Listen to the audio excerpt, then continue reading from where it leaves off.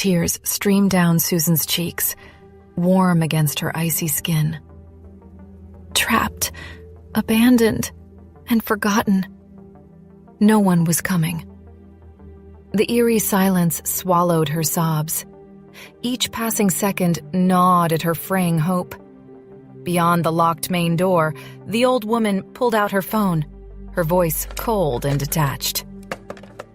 "First, young lady, I've done everything as instructed." A familiar, venomous voice crackled through the line. "Good. Start lowering the temperature tomorrow." Sophia's tone dripped with malice. "Make sure she never leaves that house alive." "Don't worry," the old woman assured. "By the look of her now, she won't last 4 days." At Opal Harbor, the night stretched long as Ethan wrapped up a grueling international finance meeting. His sharp mind dulled under the weight of a few drinks. He massaged his temples while unlocking the front door of Opal Harbor. As he flipped on the lights, he instinctively scanned the quiet home. Something felt off. His steps quickened toward Susan's room. Empty. His expression darkened instantly. Where is she? His mind raced with cold irritation. This woman, causing trouble again. After all she'd been through, she still had the nerve to vanish without notice? She should have been home hours ago. His jaw clenched as he dialed her number. Disconnected. The unease pressing against his chest sharpened into something dangerous. His fingers flew across his phone's screen, activating the tracking app he'd secretly installed when he handed Susan her new phone. An instinct born from last night's close call.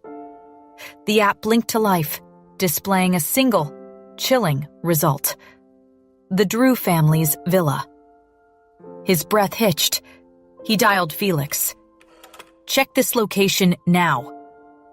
1 minute felt like an eternity before Felix called back. "It's the Drew family estate," he confirmed. "Her parents live there." Ethan ended the call with icy efficiency. His gaze burned with fury. She went home without a word? He seethed, fists tightening.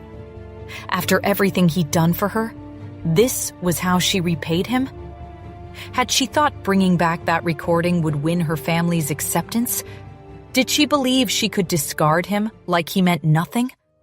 Ungrateful, reckless, thoughtless. His heart twisted, though he refused to admit why. She'd better stay gone, he thought coldly. I won't come looking. Not again.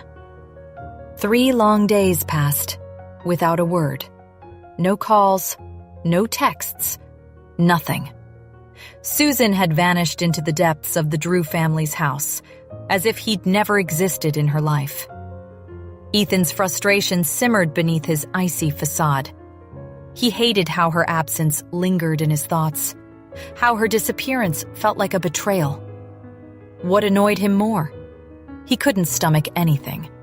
Not even the best restaurant Daniel recommended could match the taste of her cooking. Every dish felt tasteless. Sometimes he wondered if something had happened to her. But each time he checked her location, her phone still pinged at the Drew family's estate. She's fine. She chose to leave. His chest tightened despite himself. Forget her. The work week dragged on. At the office, Ethan's presence was ice cold, sending shivers through even the most seasoned executives. By the 3rd evening, he finally left the office early, intent on clearing his head. Just as he reached the entrance, Daniel appeared, with a curious face. "Heading home already?" Daniel asked. "Is Susan still not back?" Ethan's expression darkened. "Don't mention that woman." His words were sharp, cutting through the air like a blade. Daniel raised his hands in surrender. "All right, chill. I only brought it up because Helen asked me." She hasn't been able to reach Susan and thinks something might have happened to her. Ethan halted mid-step. Helen can't reach her either. He forced himself to sound indifferent. She's with her family. His voice lacked conviction. They wouldn't hurt her. Would they? As Daniel tried calling again, Ethan left without waiting, his thoughts tangled in suspicion. On his way home, unease clawed its way into his chest. Had he been wrong to assume she was safe?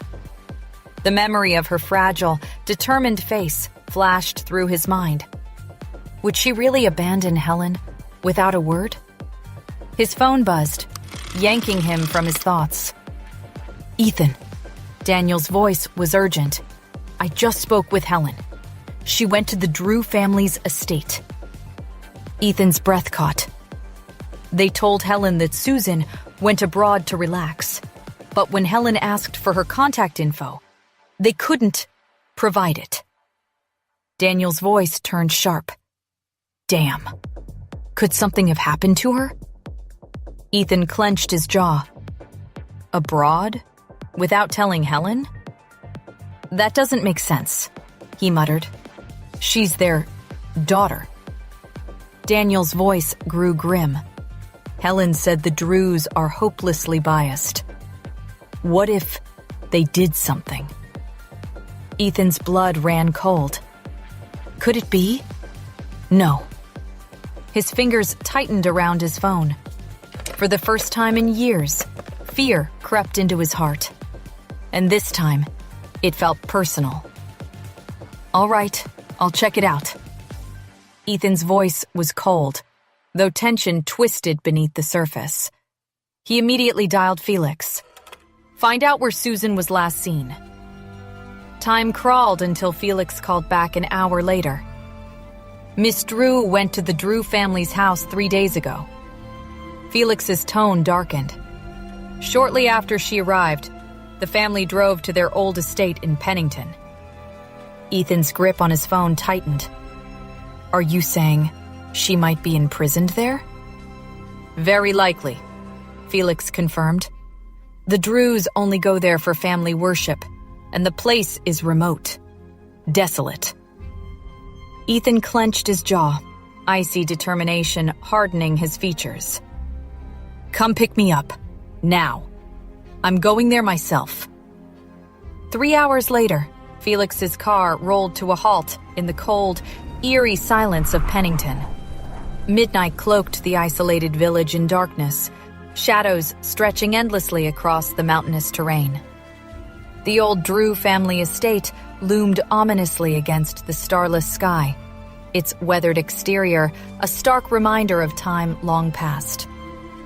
The ancient, enclosed design of the 2-story house exuded an unsettling stillness.